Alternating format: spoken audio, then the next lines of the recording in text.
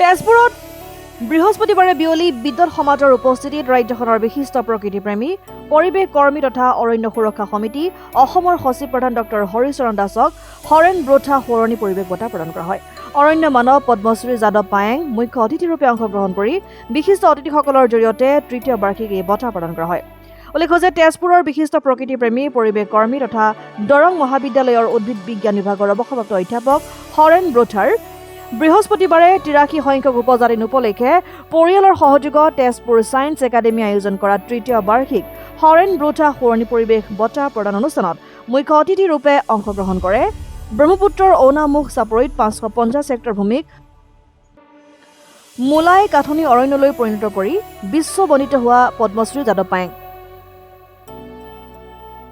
শোণিতপুৰৰ জিলা আয়ুক্ত দেৱকুমাৰ মিশ্ৰ, তেজপুৰ ছায়েন্স একাডেমীৰ ৰেক্টৰ তথা তেজপুৰ বিশ্ববিদ্যালয়ৰ অৱসৰপ্ৰাপ্ত অধ্যাপক ডঃ মানৱেন্দ্ৰ ভূঞা, হৰেণ ব্ৰথাৰ সহধৰ্মিনী অৰুণমণি ব্ৰথা, পুত্ৰ ভাৰ্গৱ ব্ৰথা, সৌৰভ ব্ৰথা, বোৱাৰী প্ৰাৰ্থনা ব্ৰথা আৰু হিয়া ব্ৰথাৰ জৰিয়তে যাদৱ পায়েঙে ৰাজ্যখনৰ আন এগৰাকী প্ৰকৃতিপ্ৰেমী তথা বিশিষ্ট পৰিৱেশ কৰ্মী তথা অৰণ্য সুৰক্ষা সমিতি অসমৰ সচিব প্ৰধান ডক্টৰ হৰিচৰণ দাসক তৃতীয় বাৰ্ষিক হৰেণ ব্ৰথা সোঁৱৰণী পৰিৱেশ বঁটাৰ হৈ গামোচা, চেলেং, স্মাৰক, প্ৰশস্তি পত্ৰ আৰু ৫০,০০০ টকা চেক প্ৰদান কৰাৰ পিছত ভাষণ প্ৰসংগত পদ্মশ্ৰী যাদৱ পায়েঙে কয় যে নিজে গঢ়ি তোলা অৰণ্যখনত হাতীৰ উপদ্ৰৱ বৃদ্ধি পোৱাৰ বাবে ৰাইজে গছবোৰ কাটি পেলোৱাৰ সিদ্ধান্ত লৈছিল।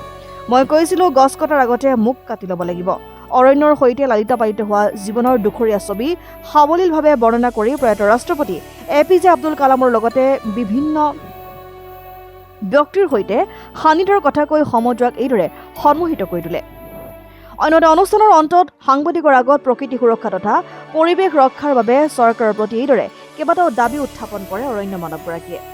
দৰং মহাবিদ্যালয়ৰ এলুমনাই সন্থাৰ যুটীয়া সম্পাদক পংকজ বৰুৱাই আঁতৰা এই গাম্ভীৰ্যপূৰ্ণ অনুষ্ঠানটি আৰম্ভ হয় হৰেণ ব্ৰথাৰ প্ৰতিচ্ছবিৰ সন্মুখত সহধৰ্মিনী অৰুণমণি ব্ৰথা আৰু পৰিয়ালৰ সদস্যসকলৰ দ্বাৰা বন্তি প্ৰজ্বলনেৰে। বিশিষ্ট অনাতাঁৰ শিল্পী দুৰ্গাময়ী বৰা আৰু উদীয়মান গায়িকা ধৃতিস্মিতা চক্ৰৱৰ্তীয়ে গীত পৰিৱেশন কৰাৰ লগতে দুৰ্গাময়ী বৰা আৰু মনোজ নাথ পৰিচালিত আনন্দ চন্দ্ৰ আগৰৱালা ৰচিত আৰু জ্যোতিপ্ৰসাদ আগৰৱালা আৰোপিত অসমা সুষমা শীৰ্ষক শিক্ষাৰ্থীসকলৰ সমবেত গীতটি প্ৰথমবাৰৰ কাৰণে এইদৰে পৰিৱেশিত হয়। অনুষ্ঠানত হৰেণ ব্ৰথাৰ মানস সন্তান সদৃশ তেজপুৰ ছায়েন্স একাডেমীৰ অধ্যক্ষা সুৰঞ্জনা শৰ্মা চক্ৰৱৰ্তীয়ে আদৰণি ভাষণ প্ৰদান কৰি হৰেণ ব্ৰথাৰ জীৱন পৰিস্থিতি দাঙি ধৰে। শোণিতপুৰৰ জিলা আয়ুক্ত দেৱকুমাৰ মিশ্ৰয়ো ভাষণ প্ৰদান কৰা আৰু যাদৱ পায়েঙে শিক্ষানুষ্ঠানখনৰ প্ৰাংগণত এটি তিতাচপা গছৰ পুলি ৰোপণ কৰা অনুষ্ঠানটিত বঁটা গ্ৰহণ কৰি বিশিষ্ট পৰিৱেশ কৰ্মী, প্ৰকৃতিপ্ৰেমী তথা বিলাসীপাৰা মহাবিদ্যালয়ৰ গ্ৰন্থগাৰিক ডক্টৰ হৰিচৰণ দাসে অৰণ্য আৰু পৰিৱেশৰ সৈতে সম্পৰ্কিত হৈ পৰা সাংবাদিক জীৱনৰ পৰা পৰিৱেশ কৰ্মী হিচাপে গতিশীল হৈ উঠা জীৱন পৰিক্ৰমাৰ বিষয়ে এইদৰে উল্লেখ কৰে।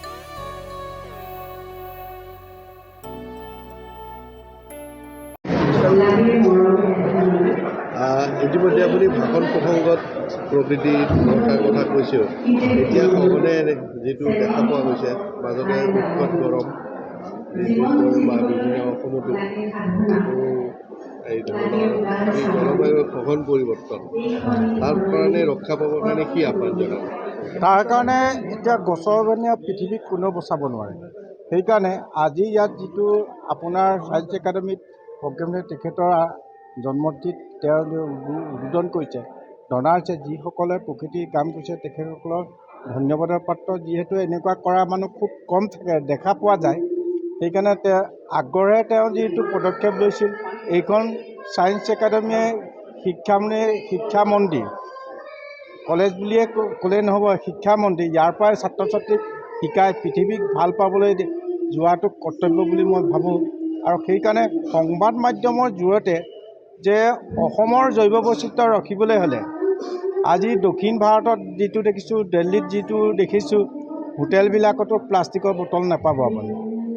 কলপাতত ভাত খোৱা, মাটি গ্লাছত চাহ খোৱা, যে উত্তৰ পূৰ্বাঞ্চলত কিয় প্লাষ্টিক ইউজ কৰিছে বা অসমত কিয় কৰিব লাগে? আমাৰ ইয়াতো বহুত আছে, থকা স্বত্বেও আমি কিয় এইবোৰ আগ্ৰহ ল'ব লাগে? যাতে প্ৰকৃতিক বিলুপ্ত কৰা বস্তুবোৰ ইউটিলাইজ কৰিব নালাগে। বাকীবোৰ ৰাজ্য এৰিছে, অসমত আকৌ লৈছে, সেইটো কথাটো ভাল হোৱা নাই।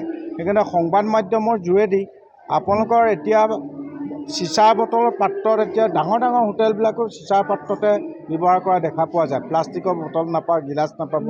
সেই তেনেকুৱাবিলাক কৰিলে আমাৰ সুন্দৰ পৰিৱেশটো সুন্দৰকৈ অসমৰ থাকিব। সেইকাৰণে যদি আৰু এটা কথা, এতিয়া অৰুণাচল চৰকাৰে যিসকল NGO আছে সিহঁতে ক্লাছ LP স্কুলৰ পৰা গছপুলি ৰুবলৈ দিয়ে, সিহঁতে প্ৰতিপালন কৰি ডাঙৰ দীঘল কৰে আৰু তাত এয়াৰ গান চিজ কৰিছে আৰু যন্ত্ৰচালিত যি গছ কটা মেচিনটো বেন কৰি দিছে। এইকাৰণে আমেৰিকা চৰকাৰে তেওঁক পৃথিৱীৰ পথ প্ৰদৰ্শক হিচাপে তাত এৱাৰ্ড দিছে যে অসমত কিয় আমাক এয়াৰ গানটো নাই বাৰু, কিন্তু এই মেচিনটো বন্ধ কৰিলে গছবোৰ আমাৰ সোনকালে হ'ব। দুষ্কৃতিকাৰীয়ে সেইটোত আগত এজোপা গছ কাটি মানুহে ঘৰ লগালেও বহুত দিন লাগে, এতিয়া 5 মিনিটত বহুত গছ কাটি দিয়ে। তাৰ বিনিময়ত আমাৰ অসমলৈ প্ৰত্যাহ্বান আহিছে। সেইকাৰণে অসম চৰকাৰক মই MP সকলকো কৈছোঁ, এইটো কেন্দ্ৰত এই যন্ত্ৰচালিত ইঞ্জিনটো নালাগে আৰু সেইটো দিলেও লাইচেঞ্চ দিব লাগে, প্ৰশাসনৰ লগত থাকিব লাগে। আজিয়ে জলবায়ু পৰিৱৰ্তনত বাৰামুলী আহি পেলাই স্কুল ঘৰ ভাঙিছে, ৰাস্তা পদূলি গছ পেলাইছে, সেইটো 5 মিনিটত কাটিব লাগিব। সেইকাৰণে তেনেকুৱাবিলাক প্ৰশাসনৰ লগত থাকিলে ভাল হ'ব বুলি মই ভাবিছোঁ। মানে অভাৰব্ৰিজ আৰু মেডিকেল কলেজ বনাইছে, চব গছ গছনি কাটি শেষ কৰিছে ৰাস্তাৰ কিনাৰত, কি ক'ব আপুনি?